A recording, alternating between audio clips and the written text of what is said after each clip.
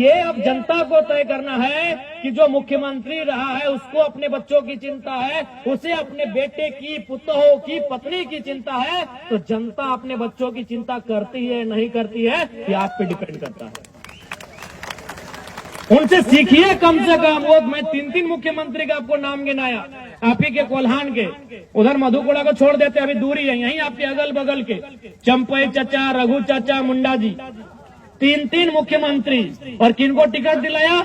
एक ने बेटे को जो घाटशिला में उम्मीदवार है, एक ने पत्नी को जो चुनाव हार गई, और एक ने अपनी पुतोह को जो चुनाव जीत के विधायक बनी है।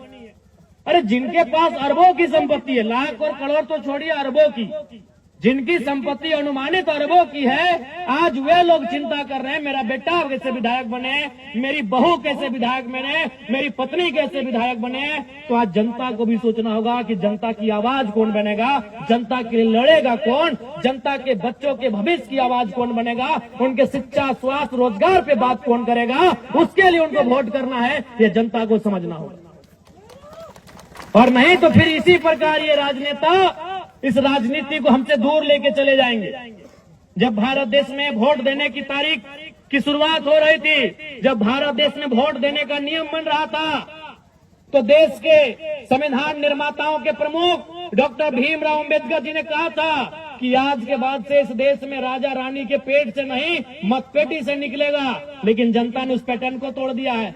आज फिर आप राजा के घर में राजा चुनने लगे हैं। अरे राजा के घर में राजा ना चुना जाए, इसीलिए तो वोट का अधिकार मिला है आपको, कि राजा की पत्नी को रानी ना बनाया जाए, राजा के बेटे का राज्याभिषेक ना किया जाए, इसीलिए वोट मिला है कि एक गरीब किसान को आप राजा बना सके। और अब फिर अगर उस वोट का इस्तेमाल इस बार वोट बदलाव के लिए करिए। बदलाव का होना बहुत जरूरी है। अगर बदलाव नहीं होगा तो राजनीति कुछ परिवारों तक सीमित रह जाएगा। फिर हमारे डुमरी विधानसभा से जहां हम विधायक बने, वहां एक ही वो नारा गूंज रहा था कि टाइगर की जगह टाइगर लेगा। जरूरी नहीं कि उसका परिवार सही होगा, जो टाइगर होगा वही टाइगर की जगह लेगा, और टाइगर ने जगह डुमरी में ले लिया। अब हम यहाँ कह रहे हैं, घाटशिला में वही कह रहे हैं कि रामदास जी की जगह रामदास जी लेंगे। सीधा बात है। आज अब देखिए, जब से जेल कैंप पार्टी का उदय हुआ है, जब भी किसी को अगर थोड़ा मने चोट भी लगता है, मामूली चोट लगता है, तो सबसे पहले जेल कैंप को याद किया जाता है। और हम लोग रात 2 बजे 3 बजे तक धरना में जाके बैठते हैं, जब तक उसको न्याय नहीं मिले। अरे राज्य में तो छोड़िए, हम लोग प्रदेश भी जाते हैं। हमारे पार्टी के लोग मजदूरों की बात को अगर देखा जाए, न्याय दिलाने के लिए हम लोग राजस्थान, उड़ीसा तक जाते हैं। तो ये भी आपको तय करना है, बड़ी पार्टियां, चूंकि बड़ा लेवल है उनका, बड़ी पार्टियां हैं, वो आपके बीच चुनाव में आएंगी। हमेशा अगर आपके बीच कोई है तो जेल कैंप खड़ा है। इसलिए मैं जनता जनार्दन से आग्रह करूंगा, जो लोग यहाँ तक नहीं भी आए हैं, चूंकि दीपावली का दिन चल रहा है, हम लोग इस बात को समझ रहे हैं कि लोग पर्व त्योहार है, लेकिन जो लोग घरों में भी बैठे हुए हैं, मैं उनको स्पष्ट कहूंगा, इस बार वोट बदलाव के लिए करिए। बदलाव का होना बहुत जरूरी है। अगर बदलाव नहीं होगा तो राजनीति कुछ परिवारों तक सीमित रह जाएगा। फिर और यहाँ आप सोचिए ना, यही आप सोचिए चंपई चचा, चूंकि मान के चलिए सोमयास जी के पिताजी का देहांत हुआ है, तो उस पर हम थोड़ा सा रहने देते हैं। हम चंपई चचा का ही उदाहरण लेते हैं। चंपई चचा मुख्यमंत्री रह चुके हैं, कई बार मंत्री रह चुके हैं, रहे कि नहीं, लेकिन फिर भी उनको याद है कि बाबूलाल सोरेन को सेट कर दिया जाए। चंपई चचा मुख्यमंत्री रह चुके हैं, मंत्री रह चुके हैं, कई बार विधायक रह चुके हैं, फिर भी उनको बुढ़ापे में चिंता है, जबकि उनके पास अरबों की संपत्ति है। अगर आज के दिन से चंपई चाचा बिस्तर में बैठ जाए ना, बेड में बैठ जाए, घर में खटिया में बैठ जाए, तो उनकी 5 पुश्ते आराम से बैठ के खाएंगी। आज भी अगर चंपई चाचा कुछ ना करे, चंपई चाचा अगर कुछ ना करे, तो उनकी हमें लगता है कम से कम, ज्यादा तो हो, बहुत ज्यादा होगा, 5 पुश्ते यानी 5 पीढ़ियां बैठ के खाएंगी। फिर भी उनको चिंता है कि बाबूलाल सोरेन को विधायक कैसे बनाना है।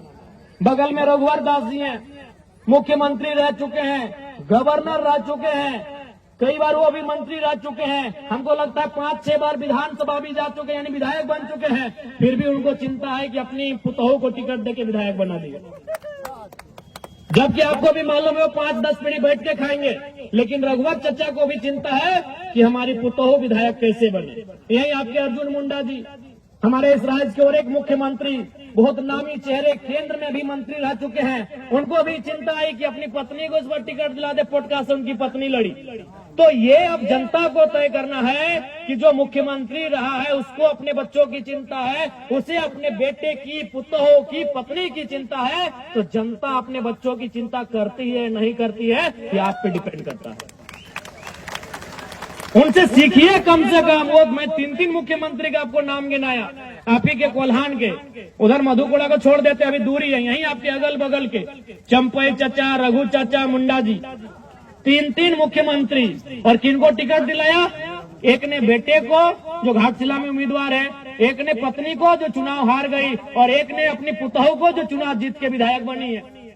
अरे जिनके पास अरबों की संपत्ति है, लाख और करोड़ तो छोड़िए, अरबों की, जिनकी संपत्ति अनुमानित अरबों की है, आज वे लोग चिंता कर रहे हैं मेरा बेटा कैसे विधायक बने, मेरी बहू कैसे विधायक बने, मेरी पत्नी कैसे विधायक बने। तो आज जनता को भी सोचना होगा कि जनता की आवाज कौन बनेगा, जनता के लिए लड़ेगा कौन, जनता के बच्चों के भविष्य की आवाज कौन बनेगा, उनके शिक्षा, स्वास्थ्य, रोजगार पे बात कौन करेगा, उसके लिए उनको वोट करना है, ये जनता को समझना होगा। और नहीं तो फिर इसी प्रकार ये राजनेता इस राजनीति को हमसे दूर लेके चले जाएंगे। जब भारत देश में वोट देने की तारीख की शुरुआत हो रही थी, जब भारत देश में वोट देने का नियम बन रहा था, तो देश के संविधान निर्माताओं के प्रमुख डॉक्टर भीमराव अंबेडकर जी ने कहा था कि आज के बाद से इस देश में राजा रानी के पेट से नहीं, मतपेटी से निकलेगा। लेकिन जनता ने उस पैटर्न को तोड़ दिया है। आज फिर आप राजा के घर में राजा चुनने लगे हैं। अरे राजा के घर में राजा ना चुना जाए, इसीलिए तो वोट का अधिकार मिला है आपको, कि राजा की पत्नी को रानी ना बनाया जाए, राजा के बेटे का राज्याभिषेक ना किया जाए, इसीलिए वोट मिला है कि एक गरीब किसान को आप राजा बना सके। और अब फिर अगर उस वोट का इस्तेमाल उसी राजा परिवार को बनाने में करेंगे, तो 1950 में जो हमारी स्थिति थी और आज 2025 में जो हमारी स्थिति है, क्या अंतर रहा? ये वोट का अधिकार क्यों मिला?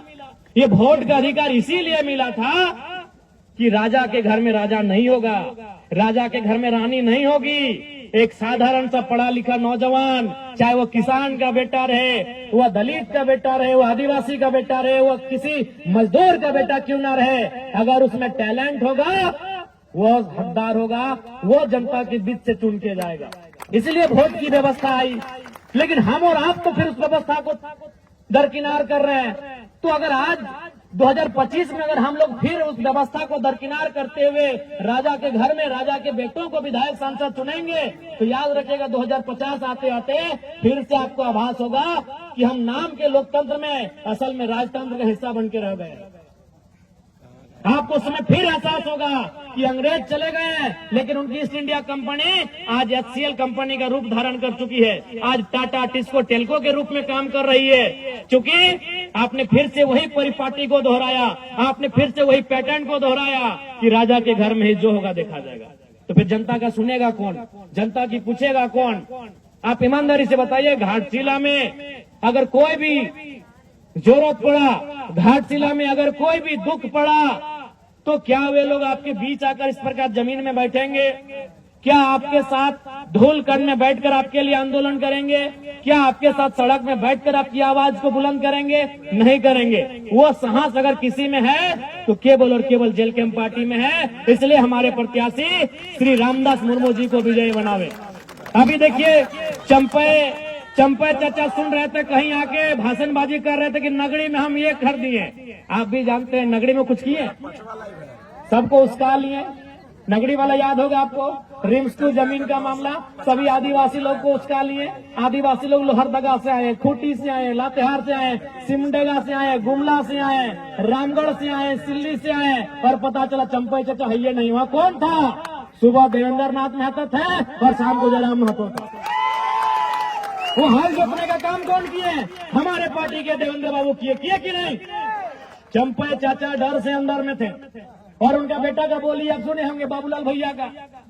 उनको मीडिया को नहीं, उनको पूछा, पुलिस बोला कि चलिए आपको अरेस्ट करके थाना ले जाते हैं। बोला नहीं, हम यूट्यूब में देखे हैं, हम लोग के आदिवासी भाई का इनकाउंटर हुआ है। तो आप मेरा भी एनकाउंटर कर देंगे, हमको डर है। तो बताइए बाबूलाल दा इतना डरिएगा तो राजनीति कहाँ कर रहे हैं? चंपा चाचा इतना खेत ला दिए हैं, बस जोतिए और खाइए। सुने कि नहीं हम घर चले जाएंगे। ये बाबूलाल जी का स्टेटमेंट है कि हम घर चले जाएंगे। तो इसलिए अब आपको तय करना है। और देखिए, जहां तक पूर्व मंत्री जी का बात है, उनको तो मैं पहले श्रद्धांजलि अर्पित करता हूं। रामदास बाबू नहीं रहे हमारे बीच। उसी समय दिसम गुरु शिबू सोरेन का भी देहांत हुआ, निधन हुआ। निसंदेह उनके निधन होने से, उनके दुनिया से चले जाने से राज्य की जनता मर्माहत है, राज्य की जनता में दुख है। लेकिन ये जरूरी नहीं है कि उनके घर से जो आएगा विधायक बनने के लिए वही उस राज्य को चलाएगा या फिर वही उनकी तरह काम करेगा। यहाँ सिंपल है। आपको याद होगा जब हमारे ही डुमरी विधानसभा में जगन्नाथ बाबू नहीं रहे तो वहाँ एक स्लोगन आया कि टाइगर विल रिप्लेस टाइगर, क्योंकि जगन्नाथ बाबू को भी वहाँ टाइगर कहा जाता था। सुने, आज उनके पिताजी का भी निधन हुआ, उनको भी हम श्रद्धांजलि अर्पित करते हैं।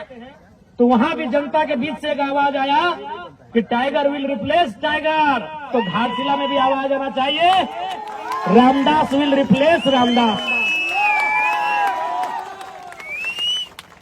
हमारे डुमरी विधानसभा से जहां हम विधायक बने, वहां एक ही वो नारा गूंज रहा था कि टाइगर की जगह टाइगर लेगा। जरूरी नहीं कि उसका परिवार सही होगा, जो टाइगर होगा वही टाइगर की जगह लेगा। और टाइगर ने जगह डुमरी में ले लिया।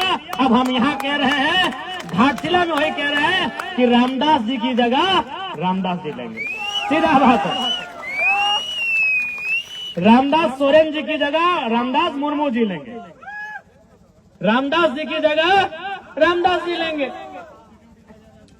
ये तो आवश्यक नहीं है कि भाई उनके घर में जो जन्म ले, उनका जो खून हो वही उनके जैसा हो, वही उनके जैसा काम करिए, जरूरी है। अगर ऐसा होता तो आज प्रधानमंत्री गांधी का पोता को होना चाहिए था, गांधी जी का पोता को होना चाहिए था, भगत सिंह के रिश्तेदार को होना चाहिए था, सरदार पटेल के रिश्तेदार को होना चाहिए था, नेताजी सुभाष चंद्र बोस के रिश्तेदारों को होना चाहिए था कि नहीं?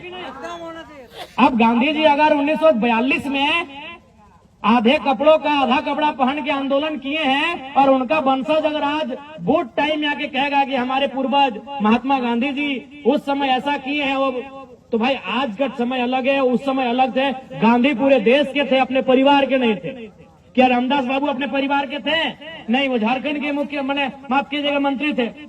रामदास बाबू जब झारखंड के मंत्री थे तो झारखंड का कोई बेटा उनकी जगह लेगा, उनका ही परिवार क्यों लेगा? और हमको आज तक समझ में नहीं आया भाई ये सहानुभूति क्या है, इस सहानुभूति राजनीति में क्यों? आप ही बताइए, क्या अगर कोई किसी डॉक्टर का निधन हो जाए तो क्या डॉक्टर के बेटे को डॉक्टर बनाया जाता है? क्या बनाना उचित भी रहेगा? अगर किसी डॉक्टर का बिना समय से पहले अगर निधन हो जाता है तो क्या डॉक्टर के बेटे को डॉक्टर हम बनाएंगे? क्या टीचर का निधन होने पर टीचर के बेटे को टीचर बनाएंगे? क्या एसपी का बेटा एसपी बनता है? तो ये कौन सा पैटर्न है भाई कि विधायक का बेटा विधायक बने, सांसद का बेटा सांसद बने, मंत्री का बेटा मंत्री बने? आखिर ये कौन सा पैटर्न है? जबकि एक एसपी से महत्वपूर्ण एक एमएलए होता है, एक डॉक्टर से महत्वपूर्ण एक एमएलए होता है, एक टीचर से महत्वपूर्ण एक एमएलए होता है, क्योंकि डॉक्टर, टीचर और एसपी का फैसला करने वाला एक एमएलए होता है। वो विधायिका का अंग होता है, वो सरकार का अंग होता है। वो फैसला करेगा कि आपके स्कूल में टीचर कितने होंगे, वो फैसला करेगा कि आपके जो हॉस्पिटल उसमें दवा का दाम क्या होगा, वो फैसला करेगा कि आपका यहाँ आईएएस का कौन यहाँ नया तबादला हो के आएगा। तो जो फैसला करता है, जो नियम बनाता है, जो इस राज्य को चलाता है, वहाँ सहानुभूति क्यों? हम सहानुभूति रखते हैं जिन्होंने अपने परिवार में किसी को खोया है, हम सहानुभूति रखते हैं। सहानुभूति का मतलब उसके दुख में खड़ा होना, सहानुभूति का मतलब होता है उस परिवार के दुख में खड़ा होना। हम लोग दुख में खड़े हैं, अगर उस परिवार को कुछ घटेगा हम लोग देंगे। विधायक बना देना ये कौन सा सहानुभूति है भाई? जब हम डॉक्टर के निधन पे डॉक्टर के बेटे को रिप्लेस नहीं करते हैं, जब वकील के निधन पर वकील के बेटे को वकील बना के रिप्लेस नहीं करते हैं, तो आखिर देश में ये सहानुभूति कब तक चले? इसलिए जो मंत्री जी नहीं है, हम लोग पुनः श्रद्धांजलि भी देंगे और सहानुभूति रखेंगे परिवार के प्रति, लेकिन उनको जो रिप्लेस करेगा, उनकी जगह जो जाएगा, ये बिल्कुल भी जरूरी नहीं है कि उनका अपना घर से संबंधित हो, उनके ब्लड से संबंधित हो, उस क्षेत्र का कोई ऐसा युवा जो पढ़ा लिखा हो उनकी जगह जाए और झारखंड की आवाज को, घाटशिला की आवाज को, घाटशिला के माओ बहनों की आवाज को, घाटशिला के बुजुर्गों की आवाज को, घाटशिला के नौजवानों, किसानों, छात्रों की आवाज को विधानसभा में प्रेजेंट करे। कोई वहां घुस कर जाए, कोई वहां घुस कर जाए। इसलिए इस बार घाटशिला के उपचुनाव में रामदास